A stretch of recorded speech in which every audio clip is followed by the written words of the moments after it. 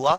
आज 28 जून को उसका रिजल्ट आ गया, जो कि आने की संभावना थी कि 25 के आसपास कभी भी आ सकता है, तो वो रिजल्ट भी आ गया। रिजल्ट आने के बाद में जिनका हुआ उनको बहुत बहुत शुभकामनाएं। जिन बच्चों का नहीं हुआ वो थोड़े शौक में है। जिनके कम मार्क्स हैं, चलो उनके पास एक अपने आप को साथ बनाए कि जी मेरा क्यों नहीं हुआ। लेकिन वो स्टूडेंट्स जिनके अच्छे मार्क्स हैं उनका भी नहीं हुआ, और अब उनके समझ में नहीं आ रहा कि मार्क्स घटे हैं, मार्क्स बढ़े हैं, किस शिफ्ट को फायदा हुआ, किस शिफ्ट को फायदा नहीं हुआ। पहली नजर में देखने से लगा कि 15-15, 20-20 नंबर का नॉर्मलाइजेशन मिल रहा है कुछ शिफ्टों में या कुछ स्टूडेंट्स को। फिर थोड़ी और एनालिसिस करके थोड़ा सा आइडिया लगा कि ऐसा भी हुआ है कि जैसे किसी के 62 है और उसकी 62 पॉइंट कुछ पर लगी, लेकिन फिर भी उसका नहीं हुआ। और ऐसा भी नहीं कि बिल्कुल कम बच्चे बुलाए गए, मतलब ऐसा समझिए 41,424 पद है और 2.6 गुना, लगभग 1,07,000 के करीब बच्चे, 1,07,000। ऐसे नहीं कि 20 लाख में से 1,07,000 के करीब बुलाए गए, 2.6 गुना। अब जहां पर सत्य 2.6 गुना, तो वहां पर एक चीज तो ही होगी। दूसरी चीज, जिलावार जो कट ऑफ लग रही है, उस कट ऑफ को देखकर एक चीज समझ में जरूर आ रही है। जैसे मैं यहां पर एक कट ऑफ देखूं तो इसमें काफी जिले कवर है, कुछ ही कवर नहीं है, लेकिन लगभग लगभग जिले कवर है। और मैंने एक आइडिया भी देखा कि जैसे गाजियाबाद आदि जिले थे, यहां पर ऑलरेडी आप देखोगे तो साथ कम वैकेंसी थी, फिर भी यहां का एक अगर आप देखोगे आइडिया तो वो अच्छी गई है। मतलब ऐसे नहीं कि कम वैकेंसी होने की वजह से यहां पर बहुत मतलब हाई चली गई। ये जितने आपको कट ऑफ देखेगी बहुत आइडेंटिकल दिखेगी। आइडेंटिकल का मतलब है कि जैसे आप किसी की भी कैटेगरी का मिलाओगे तो कुछ कैटेगरी में तो एकदम डाउन है, लेकिन बाकी कैटेगरी आपको आपस में मिलती जुलती। चाहे आप जनरल देख लें किसी भी जनपद की, तो वही 62-64। हाँ, कुछ जनपद है जैसे बलरामपुर 57 आ गई, लेकिन बाकी जनपद वही 65-64, 65-62-64।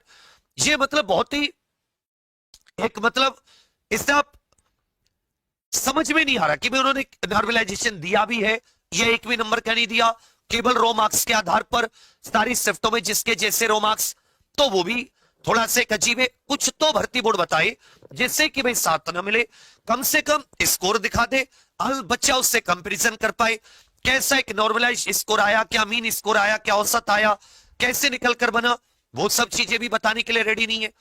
तो इसको समझना एकदम बिल्कुल असंभव सा हो जा रहा है कि भर्ती बोर्ड चाह क्या रहा है। बच्चे को अगर कम से कम ये पता होता है, अब जैसे एक माता जी का फोन आया, उनकी बेटी के अच्छे मार्क्स हैं लेकिन उनका नहीं हुआ।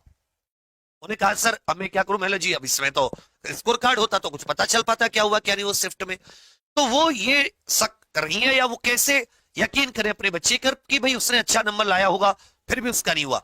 माँ बाप को तो रिजल्ट चाहिए होता है, रिजल्ट कैसे बताए, वो तो यस या नो से तो पता नहीं चलेगा, वो तो नंबर से पता चलेगा।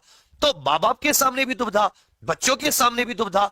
अब चारों छह शिफ्ट का डेटा बिल्कुल क्लियर नहीं कर रहे किस तरीके से होता स्कोर। और ये बात अब से नहीं, ये बात हम तभी से एक प्रकार से कह सकते हो कि दिख रहा था कि हाँ भर्ती बोर्ड इस दिशा में जा रहा है। उसके लिए भाई कितनी आवाज उठाए, कहां किस पत्थर में सर मारो।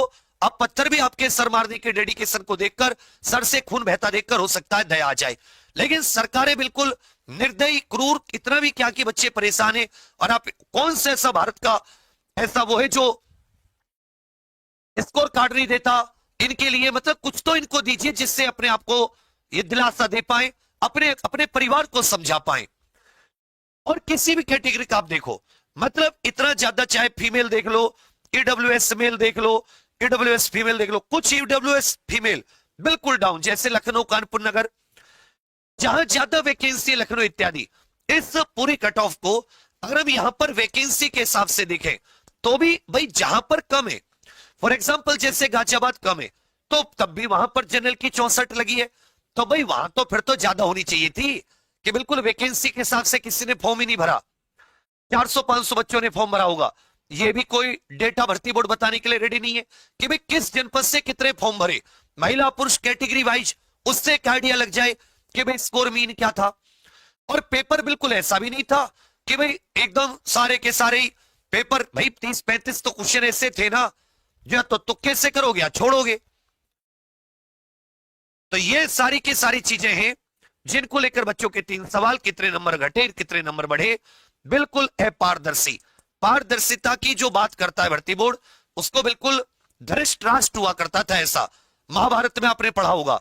उसको खूब ज्ञानी व्यक्ति था, उसको पता था सब कुछ कि भाई जो उसके बच्चे हैं वो गलत कर रहे हैं दुर्योधन, लेकिन आंखों पे पट्टी बांध ली, धृतराष्ट्र बन गए एकदम बिल्कुल कि ना बुरा देखेंगे, ना बुरा सुनेंगे, ना बुरा कहेंगे। तो बुरे की तो बात ही नहीं, अच्छा देखो, अच्छा कहो, अच्छा तो सुनो, कि अच्छे के लिए भी कानों पर रुई और आंखों पर पट्टी बांध ली। माननीय मुख्यमंत्री जी तक को कोई फर्क नहीं पड़ रहा, हजारों बच्चे गर्मी में तपके गए, कहा कि भाई ज्ञापन दिया कि चलो कुछ दिन में आप समस्या का समाधान कर लीजिए। अब कितने जाके लड़े, भाई काम बंद कर लिया, आज सब करवा लिया, और क्या त्याग करें, क्या बलिदान करें, ये बताओ, क्या छोड़े और कोई चीज? जान दे देंगे, जान देने से अगर सरकार पर फर्क पड़ता हो हम दे देंगे सबसे पहले, कि तब शायद ये मान ले, सुन ले, पर कम से कम सुने तो सही। वो कहां जाए, कैसे मां बाप को समझाए? यही बात हम पिछले 6 महीने से रो रहे हैं एसआई के टाइम से, मार्च से, कि भाई आप स्कोर कार्ड दीजिए, वेटिंग लिस्ट दीजिए, कम से कम भला हो बच्चों का। वही ना, ये पता नॉर्मलाइजेशन हुआ नहीं हुआ, बढ़े नहीं बढ़े, नहीं घटे घटे, क्या हुआ? और तीसरी चीज कि पारदर्शिता की बात करें, वो तो बिल्कुल ठोकर पे रख दी, उसका कोई मतलब ही नहीं। एक साथ भी नहीं निकाली कट ऑफ की, चलो जिले की एक साथ बता दें, क्योंकि ये कंपैरिजन हो जाता कि ये एक जैसी कैसे आ रही है सबकी, ज्यादा वैकेंसी है तो भी वही, कम वैकेंसी है तो भी वही, ऐसा तो नहीं होता। आप जानते हैं रेलवे में जोन वाइज वैकेंसी आती है जोन वाइज, जिस जोन में कम वैकेंसी होती है उसके कट ऑफ ज्यादा जाती है, जिस जोन में ज्यादा वैकेंसी होती है उसकी कम जाती है, बिल्कुल एग्जैक्ट मिलती हुई सी नहीं जाती है, 60 62 65 2 4 नंबर ऊपर नीचे। तो थोड़ा सा भर्ती बोर्ड को बच्चों को रियायत देने, बच्चों को थोड़ा अपने भरोसे को बनाए रखने के लिए पारदर्शिता की बात करते, उत्तरदायित्व बनता है। अब सरकारी पदों पर बैठे धृतराष्ट्र ना बने, इनको कुछ स्कोर कंप्लीट, स्कोर कार्ड चाहे रॉ स्कोर हो, नॉर्मलाइज्ड हो, बटे बड़े घटे, पूरी शिफ्टों का एग्जैक्ट क्या स्कोर, कैसे बढ़ाया, क्या किया, किस जिले में कितने फॉर्म, कैसे, किसका हुआ, किसका, सार्वजनिक कर दीजिए। और आप सच में पारदर्शी हैं, आपका सच में राम राज्य है, आप सच में भगवान को मानते हैं, आप सच में एक आम युवा, क्योंकि ये जो यूपी होमगार्ड का फॉर्म भरा है ये मध्यम वर्गीय से भी बिल्कुल निम्न मध्य वर्गीय या बिल्कुल गरीब से गरीब परिवारों के बच्चे हैं। इसमें किसी साधारण परिवार के बच्चे ने भी फॉर्म नहीं भरा होगा। आधे इसमें ओवर एज है, जो 18 से 22, 28 से 27 ओवर एज हो गए कि चलो 18 से 33 इसमें फॉर्म भर देते हैं। महिलाएं हैं जिनके पास एक सपना है कि चलो कुछ तो हो जाए, इसमें तो हो। लड़के जिनके पास कि चलो होमगार्ड सही, स्टार्ट तो हो कुछ, बेरोजगारी कहीं तो हटे ना, हुआ उनका कम नंबर थे, ठीक है, आप उन्हें कम से कम बता तो दो कि भाई ये तुम्हारे साथ हुआ, इतनी सी चीज, कम से कम वो हौसला तो बनाए रखें। युवा का दिल टूटता, उससे बुरी चीज कुछ नहीं होती। और साथ ही स्कोर कार्ड एक दिन डिसाइड कर लीजिए, कल का दिन तो कल का दिन, 30 का तो 30 का, 1 जुलाई को 1 जुलाई, सबके सब ट्विटर कैंपेन से इन धृत राष्ट्रों से फिर से एक बार मांग करते हैं, जैसे भगवान श्री कृष्ण ये दूत बनकर गए थे अंत में महाभारत का युद्ध रोकने के लिए, कि चलो सब भेजे गए दूत नहीं माने, तो अंत में भगवान श्री कृष्ण जी गए कि जी चलो अब मैं जाता हूं, शायद मेरी बात, क्योंकि वो भी मुझे जानते हैं, वहां पर भीष्म पितामह द्रोणाचार्य हैं, कृपाचार्य हैं, लोग मुझे जानते, विदुर हैं, धृतराष्ट्र खुद जानते हैं, माता गांधारी जानती है, चलो मेरी बात का इज्जत कर लेंगे। तो बोले चलो युद्ध ना हो, विनाश ना हो, मतलब किसी का नुकसान ना हो, यही तो था। गए लेकिन घमंड में चूर, दुर्योधन और धृतराष्ट्र को भी नहीं दिखा कि भाई ये अन्याय है, क्या है, इसमें मुझे आवाज उठानी चाहिए, दुर्योधन कैसे ऐसे कर रहा है। तो जब शासन प्रशासन पूरा ही अपनी मनमर्जी पर उतर गया है, ये नहीं देख रहा कि कौन क्या है, तो फिर किससे सर मारोगे एक बार। लेकिन फिर से उन्होंने विनय प्रार्थना सब कुछ, हाथ पैर जोड़ेंगे, काश स्कोर कार्ड ये लोग बताएं, तब जाके आत्मा को आपको एक पता चल पाएगा कि हां ये गड़बड़ हुई, ये गड़बड़ नहीं हुई। तब इस व्यवस्था पर बच्चों का भरोसा इसमें पूरी तरह साथ है, पहले भी आज भी। पर मैं भी तुम्हारी तरह आम इंसान हूं, मेरा भी एक छोटा सा परिवार है, उत्तर प्रदेश में रहता है। मैंने तो इतना रिस्क लिया कि मैंने अपना काम धंधा बंद करवा दिया, फिर भी मुस्कुराते हुए हमेशा जैसे बन पाता है साथ हमेशा, इससे ज्यादा कोई नहीं कर सकता बच्चा। हमने तो कहा हम रण अनशन कर लेंगे और क्या है, पर कोई साथ तो हो।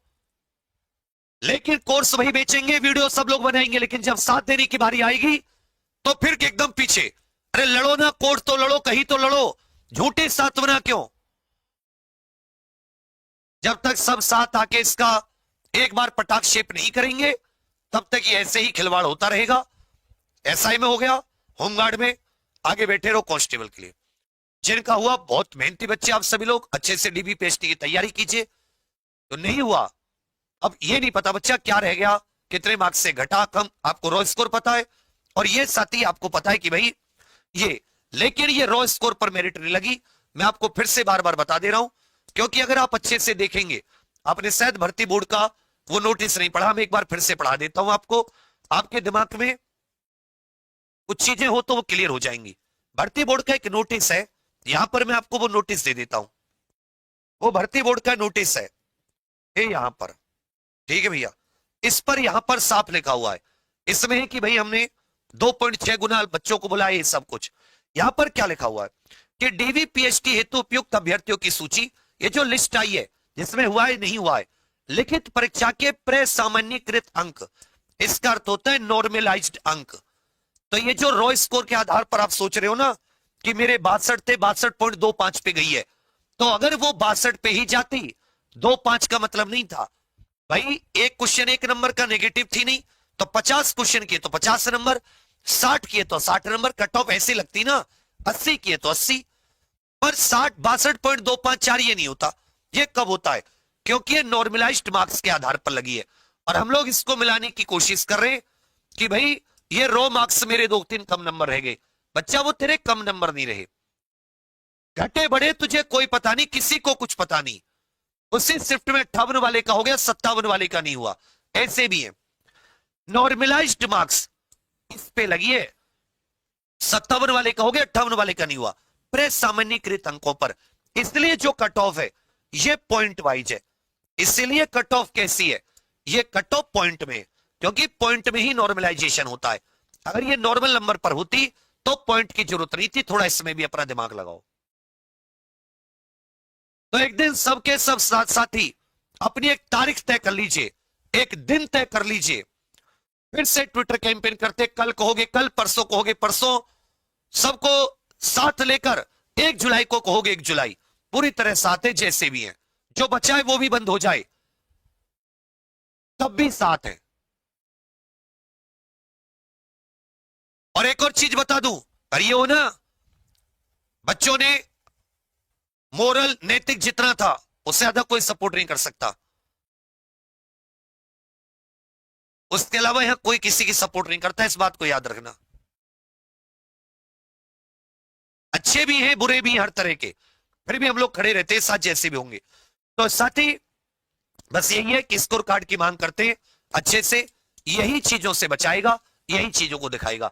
क्योंकि जो मेरिट लिस्ट लगी है ये साथी नॉर्मलाइज्ड मार्क्स पर लगी है, यहां पर मैंने नोटिस में भी आपको ये बात दिखा दी, और इसको ऐसे भी साबित कर दिया कि अगर ये नॉर्मल नंबर पर लगती तो 1 2 3 करके जैसे क्वेश्चन आए उसी पर लगती, 62.0 पे 62 पॉइंट, ये 4 2 5 ये सब की जरूरत नहीं थी। ठीक है भैया, चलिए बाकी कोई और आपका डाउट हो तो कमेंट करके जरूर बताना, खड़े आपके साथ, कल के कल रख लेते हैं सुबह 9 बजे, मांग लेते हैं UP home guard score card, UP home guard score card, और बताओ कि भाई ये गलत कर रहे हैं आप लोग, बहुत गलत कर रहे हैं। और स्कोर कार्ड क्यों जारी नहीं कर रहे?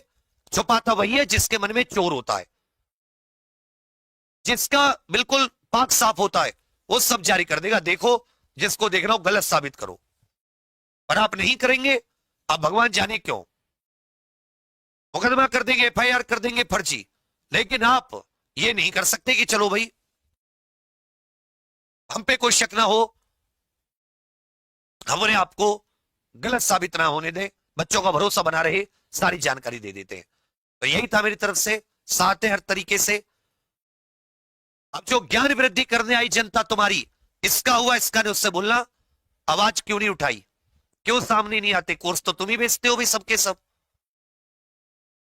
बाकी चलो, हर तरीके के लोग होते हैं, हमेशा खड़े जैसे हैं, मजबूती से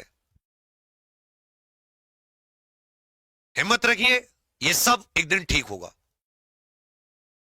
थैंक यू, धन्यवाद, जय हिंद।